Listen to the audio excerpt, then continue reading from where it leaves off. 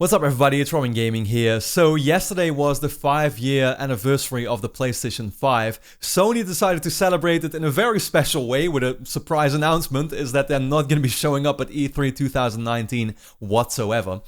Some people speculated that it may mean they're going to do some alternate event, but they then later clarified in an interview as well that they have nothing planned. No alternate event, no press conference. During E3, don't expect anything from them at all. Which, you know, it came in as quite shocking news, and I can't lie, I was pretty disappointed by it, because even though you could argue whether E3 is kind of losing its relevance, and I would say undoubtedly it actually is, sadly, it still sucks for us gamers, because we love that one moment where all these companies get together to have this blowout of information, to compete with each other. We see several press conferences with lots of, news and announcements and stuff. It's just awesome. You live up to a moment like this. It's the one moment in the year that you get really, really excited for as a gamer and that you anticipate for so long.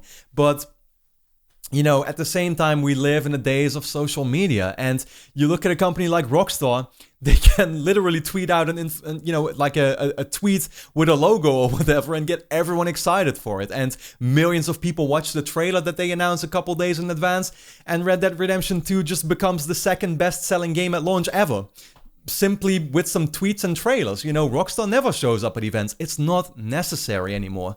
So while that is the reality of the days that we live in, like I said, it's just a little disappointing for us gamers who love this type of stuff, because nothing beats E3. It's just the most exciting time of the year, and it totally beats having all these special separate events spread across, several months that just won't have the same amount of information altogether, right? So, yeah.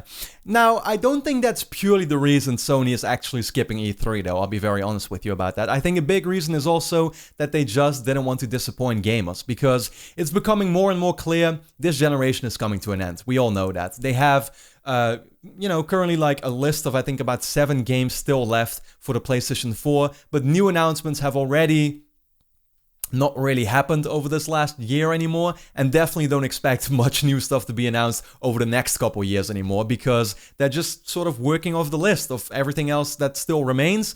And in the meantime, they're working very hard on preparing for the launch of the PlayStation 5, and companies like Guerrilla, for example, with the next Horizon, and a bunch of others are currently working on PlayStation 5 titles that you won't see get announced until the PlayStation 5 itself is announced. So this year's E3 was already kind of looked at as, maybe not disappointing, somewhat underwhelming. The games they showed were still great. Like, everything they showed off looked awesome, but it wasn't really anything new. The new stuff mainly came from the third-party side of things, and even that wasn't all too much. What you would get now is that next year at E3 in 2019, you would once again see the exact same games, in some cases for the 4th year in a row. Think about Death Stranding or something. It would just completely lose the same impact. You're just going to see more footage of the games that you already knew about, and nothing new added on top of that. So Sony wants to kind of like not disappoint in that way anymore, and just show new trailers for games like this. For example, at the Game Awards coming up in just a couple of weeks, we're gonna see new footage of Death Stranding and Last of Us, in my opinion, for sure. And also just their own separate moments when they feel ready for it. They'll probably take the same approach Rockstar does, which is tweet out that a new trailer is coming, and you'll get excited for it and look it up on YouTube. That's just the way it goes then. Now, what is really interesting to talk about is, of course, what does this mean for the PlayStation 5? Because I think this announcement that E3 2019 won't be happening says a lot about the current roadmap that PlayStation has in mind. Which is, first of all, and this is pure speculation, my opinion, PlayStation 5 is definitely not happening in 2019 now. That's confirmed. Why?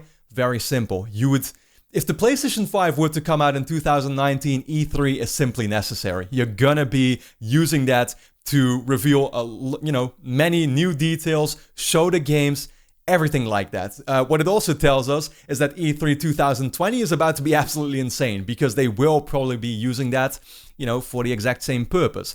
So what that means is that the PlayStation 5 is going to be coming out in 2020. A lot of people are then speculating, when is it going to actually be revealed?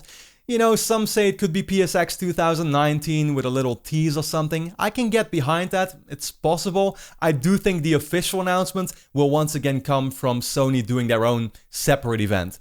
In most of these cases, I just look back at the past and I look at what worked for them. And obviously, what they did with the PlayStation 4, which is their own sort of like special announcement event in February of 2013 that year.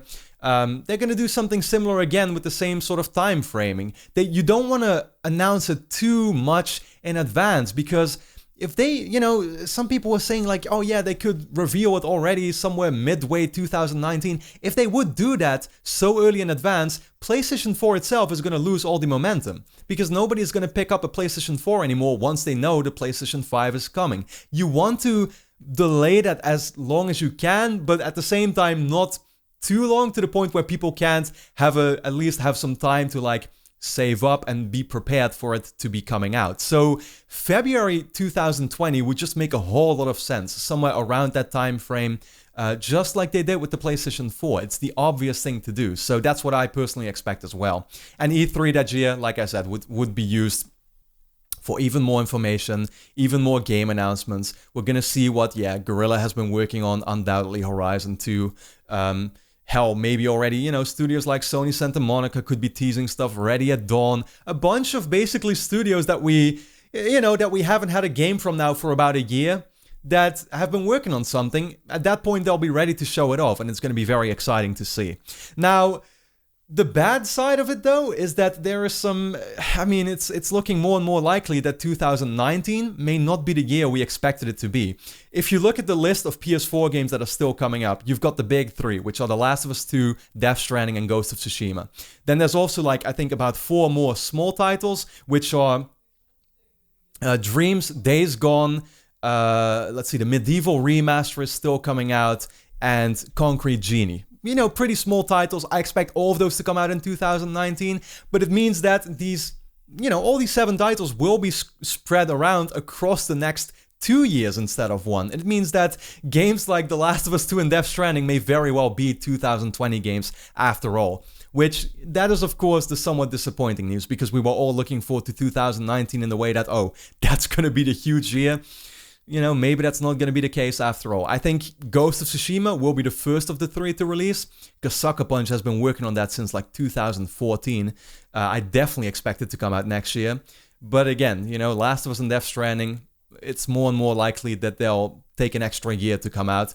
So they're going to be releasing around early 2020, while the 4 will be used for the launch of the PlayStation 5 and the games that will come alongside with it. So one last thing I guess to talk about is that this is at least good news for Microsoft, and you already saw them firing shots immediately once this news became, got out there, is that they were already tweeting stuff like, can't wait to see you at E3 2019, everyone. It's going to be absolutely, very exciting, and we've got lots of announcements coming up.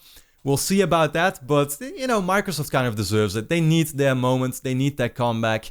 So hopefully this does mean that Microsoft will be able to deliver something next year that's gonna, increase their odds a bit again, because they need it. They've been so behind this generation. Let's see if they can. They've bought a lot of studios, so there's a lot of, there's a bright future prospect for them for sure. Now they just have to deliver and show us that we should be getting excited again for Xbox. But as far as PlayStation goes, the next year may not be the most exciting as far as announcements goes, and maybe not even as far as games go. So yeah, it's very interesting news, at least, to discuss. Let me know your thoughts in the comments. How do you feel about this? What do you think it means for the PlayStation 5? What do you think it means for all the upcoming games? And then for now, I'd like to thank you a lot for watching, and hope to see you again next time.